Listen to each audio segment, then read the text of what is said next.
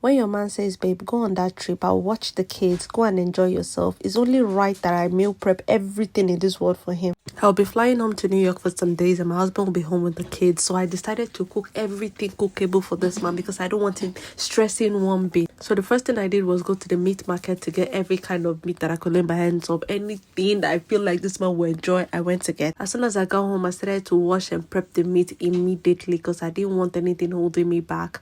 I had a little break after washing the meat to play with my kids and I was right back in the kitchen to start boiling up everything I got. The meat were a lot and I don't really have like the big pots that women usually do, so I had to divide it into several pots and I grilled the meat. The following morning was when I started my cooking, so I was up very early to start blending my peppers for everything I was going to make. So the food I wanted to make for this day, I already had fried rice, was stew, egusi, okra soup, alfada, jollof rice. Guys, I wasn't joking, I don't play with my man. So what I did was start boiling the peppers, everything that needed to be boiled, and after the pepper was on the fire, I started making my egusi soup. And as my egusi was cooking, my stew base was also boiling on the other corner. Guys, I wasn't joking, I had time today. So basically what I was doing was, as soon as one is ready to go, I put it in the pack and I focus on the other ones. This was the jollof rice base I was going to make for the kids. The kids love jollof rice, so at this point I was done with my egusi, my stew and my jollof rice, so it was time to focus on my okra soup. Even as I was cooking, I was feeling like what I was cooking wasn't enough, and I knew the next morning I was going to wake up and make extra stew and extra jollof. This was me preparing for my father. This thing would always make the alarm go off. Listen guys,